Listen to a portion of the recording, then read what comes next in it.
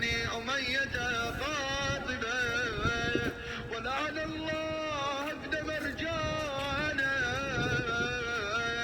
ولعن الله عمر بن الساعد، ولعن الله شمرا، ولعن الله أمة أسرجت وألجمت وتنقبت وتهيأت لقتالك يا أبا عبد الله، بأبي أنت وأمي لقد عظم مصابي بك، فأسأل الله الذي أكرم مقامك وأكرمني بك أن يرزقني طلب ثارك مع إمام منصور من أهل بيت محمد صلى الله عليه وآله.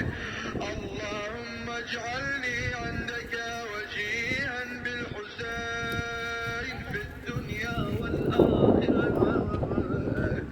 يا سيدي يا أبا عبد الله، إني أتقرب إلى الله وإلى رسوله وإلى أمير المؤمنين وإلى فاطمة وإلى الحسن وإليك بموالاتك وبالبراءة من أعدائك وممن قاتلك ونصب لك الحرب، وبالبراءة ممن أسس أساس الظلم والجور عليكم أهل البيت، وأبرأ إلى الله وإلى رسوله ممن أسس أساس ذلك وبنى عليه بنيانه وجرى في ظلمه وجوره عليكم وعلى أشياعكم.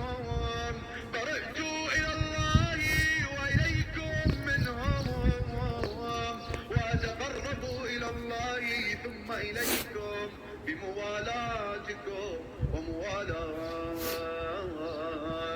وليكم وبالبراءة من أعدائكم ومن الناصبين لكم الحرب وبالبراءة من أشياعهم وأتباعهم. إني سلم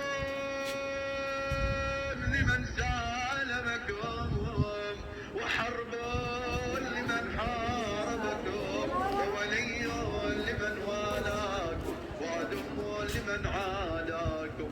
فأسأل الله الذي أكرمني بمعرفتكم ومعرفة أوليائكم ورزقني البراءة من أعدائكم أن يجعلني معكم في الدنيا والآخرة، وأن يثبت لي عندكم قدم صدق في الدنيا والآخرة، وأسأله أن يبلغني المقام المحمود لكم عند الله، وأن يرزقني طلب ثاركم مع إمام مهدي طاهر ناطق منكم.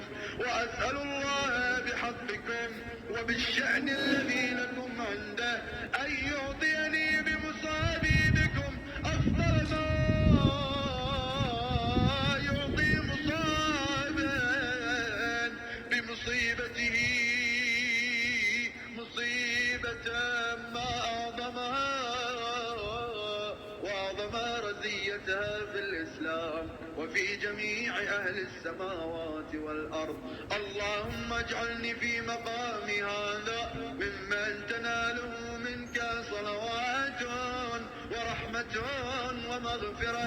اللهم اجعل محياي محيا محمد وآل محمد ومماتي ممات محمد وآل محمد.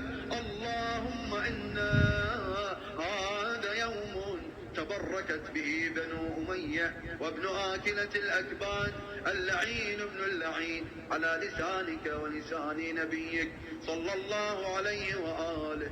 في كل موطن وموقف وقف فيه نبيك